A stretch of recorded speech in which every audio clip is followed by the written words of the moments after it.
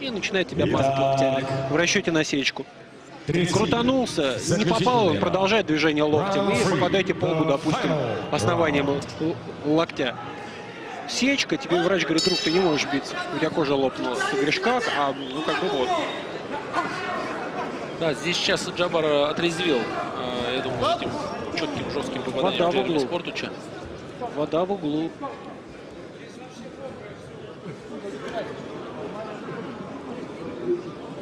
Ну вот, да, вот это правильное решение, на мой взгляд. Да не, ну там вода, ребят. Мы тоже часто с вами, Дмитрий, об этом говорим, что иногда покрытие ринга становится похоже на лед. И на каток. Бойцам очень тяжело в этих условиях показывать действительно по-настоящему красочный бой. Предлагаю надеть коньки. Да, и поэтому здесь нужно вот как раз сервисменам очень качественно следить за этими вещами. Максим настолько увлечен боем, что про коньки даже решил не заметить. Смотрите, вот это второй раз. Ну на том же месте, ну как так? Сервисмены должны побыстрее обслуживать и качественно покрытие ринга, потому что это сказывается на... Вот здесь Джабар попадает справа и тут же давлеет. Двигаться для француза спасение движения. Ему немножко повезло, на мой вкус, поскольку иногда он от бэкфиста случился в концовке раунда. Случись он где-то в середине, у Джабара Аскерова есть милая привычка один раз соперника пробить, не отпускать дальше.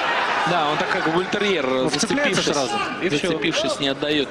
Смотрите, второй раз. А это уже не просто так, я думаю, однозначно. Это уже хитрость переходит в такой чуть-чуть... Ушлость. Да, ушлость.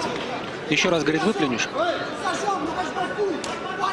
Да, вот здесь, смотрите, сник Джереми. Конечно. Сник, и Джабар давлеет и ведет бой уверенно сейчас. И этот раунд полностью за ним. При том, что, ну, если хотите базово, он не относится к сверхагрессорам. Это контратакер. Довольно интересный, довольно неплохо выученный. Вертушечка чуть-чуть не получилась у Джабара. Уверенный, конечно, уверенный боец. Тот ушел от лоу-кика великолепно. Провалом. Паники нет ни с одной, ни с другой стороны. При этом надо быть повнимательнее одному и другому. Начинает щиты уже выставлять. Российский боец. Джабар очень качественно ставит. Ну, какая там гематома уже, я смотрю. Бедро просто красное. Потом ваши... Классный бой, Дмитрий. Максим, ваши рассказы про то, что ногу в штанину не могут деть, это как раз тот случай. Пробита нога. Просто пробита. Ну, мне почему-то кажется, что Джабар вот не второй человек, да, чемпион мира по тайскому боксу, он, конечно, проходил... Какие из чемпионата по тайскому боксу люди возвращаются, я наблюдал, знаете ли. Иногда, конечно, вас откуда, ребят, где вас так страшно били? И довольные все такие, да мы вот выступили. Это сам вид единоборства настраивает на этот лад. Классная форма, Дмитрий. Двоих очень серьезных бойцов. Клинч колени. Мне нравится, как Джабар работает коленями. Все здорово, все по делу. Помните, как он скрыл этот удар коленом, и Макси Смирнова нокаутировал как раз именно с небольшим прыжком, флайинг. Здорово, технично, красиво. Кстати, можно предупреждать французов. Да, это уже третий раз. Третий раз, это ты дышишь, это ты в углу, это ты слышишь тренера твой соперник лишен до прекрасной возможности. Вот здесь обмен очень классный, и Джабар этот обмен выигрывает. О, посмотрите, какой эпизод в бою, очень шатается, на самом деле уже Джереми подустал, и плюс еще вот Джабар как раз вот этим моментом, эпизодом боя как раз ему вырывает его. Хороший бой, хороший очень бой. Классный бой. Хороший, красивый бой. Какой бы результат ни получился, мне бой очень понравился. Джабар в очередной раз показал то, что биться он умеет. И большое количество пропущенных ударов на него влияют мало. Француз показал технику, которую я вообще не ожидал. Ну вот не ожидал, и все. Да, неожиданно для всех нас он продемонстрировал мастерство очень высокого уровня. Мастерство бойца уровня чемпионата мира, финальной пули чемпионата мира как минимум. Конечно, чемпион, он является чемпионом мира по кикбоксингу. Но неизвестно, какие версии, любителях или профессионалов. Какого года это в том числе. А тут-то да, боец уровня сборной, хорошего уровня. Каким будет судейское решение? Гадать не хочется. Потому что здесь я не свободен от пристрастий. Болел я за российского бойца. На мой скромный вкус он, может быть, и показал всего, на что он был способен.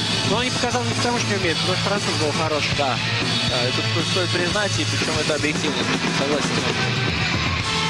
Дамы и господа, для награждения я приглашаю в ринг официальные лица. по кикбоксингу Потому чем запомнился француз.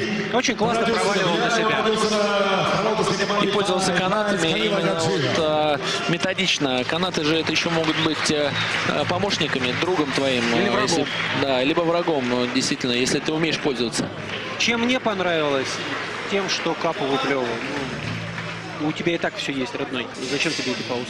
Да все получается. Если ты боишься, что ты свалишься в рубку, И, честно признаться, функционально он был... Технически ты нормально выучен, тебе не нужны эти паузы. Это сбивает с настроя бойца, который тебя атакует. Дмитрий, функционально он был менее готов, нежели вот Джабар Аскеров, честно говоря. Был момент такой, он выплевывал его не просто так. Конечно. Джабар Аскеров засадает победу. Великолепный бой, но дома Джабар Аскеров боксирует в России, у себя дома, и поэтому здесь уверенная победа Джабара и 3-0. Плюс нокдаун. Плюс Да, нокдаун, плюс дорогие нокдаун, друзья. конечно Мы же. про это тоже помним. Был нокдаун? Был. Свалил боксистом? Свалил.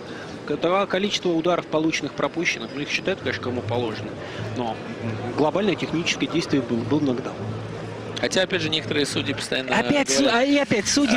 говорят, нокдаун значит всего лишь 1 очко, 1 балл, но это меняет ход боя, меняет рисунок боя. И вот здесь как раз мы это видели явно. Может быть, сыграли как раз еще и выплевывание Капы. В любом случае, дорогие друзья, победителем в этом бою стал Джабар Аскеров.